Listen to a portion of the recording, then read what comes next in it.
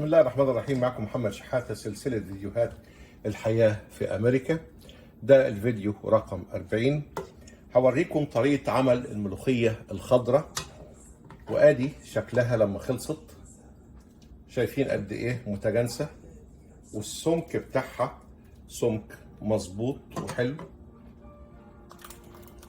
طريقة سهلة وظريفة وجميلة، وطعمها في منتهى الجمال. يلا بينا نشوف هنعملها ازاي.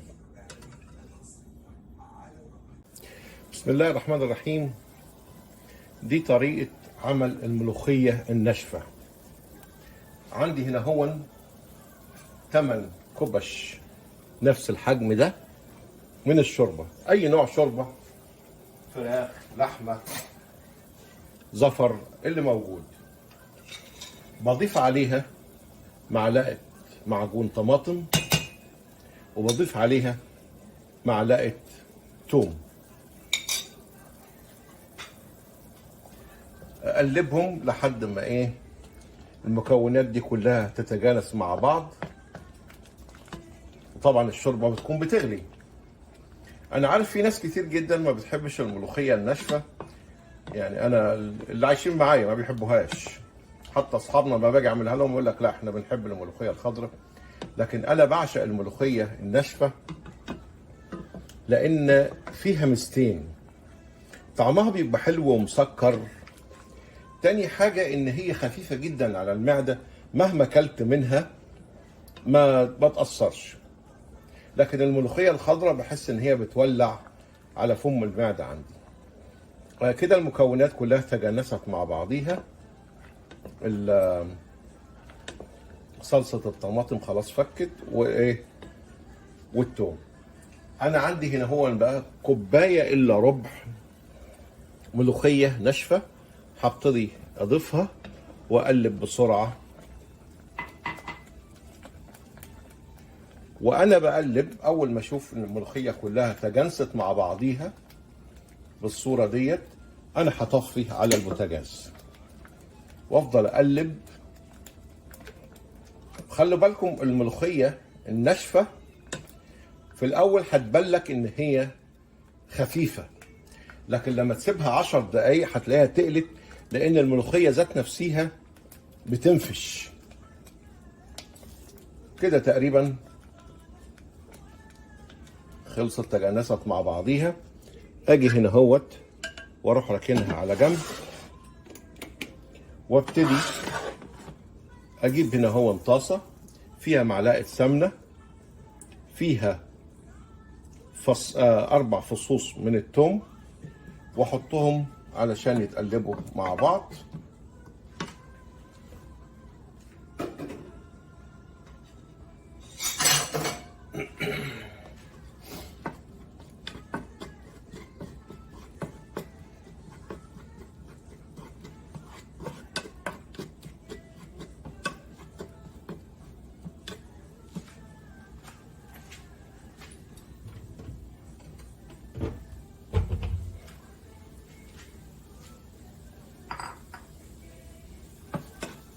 ما بتاخدش وقت على البوتاجاز،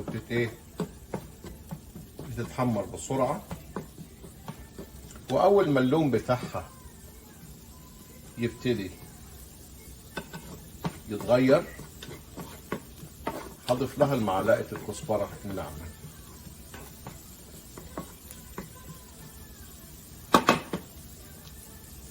طبعا الريحه مش عايزه كلام، يعني ريحه الثوم نفاذه الى اقصى درجه.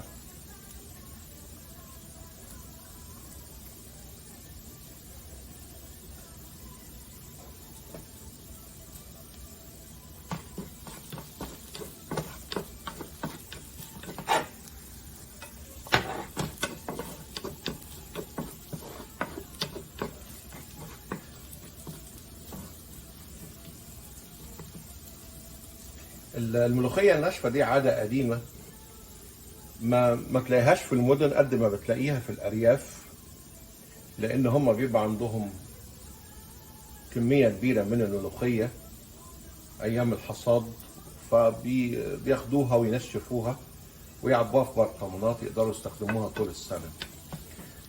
لكن ما شاء الله النهارده الملوخية المجففة أو الخضار المجفف بصفة عامة بقى موجود في كل مكان طول السنة، ف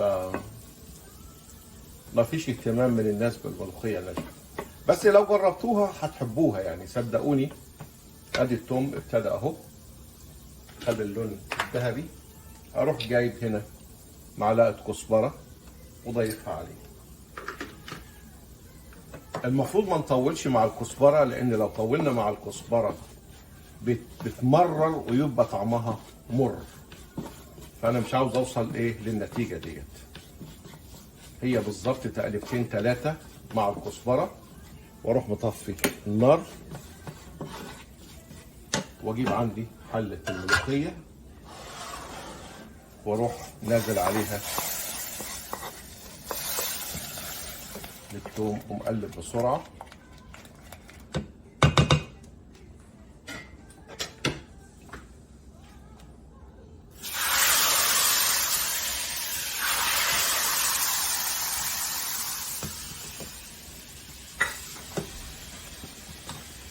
وبالهنا والشفا.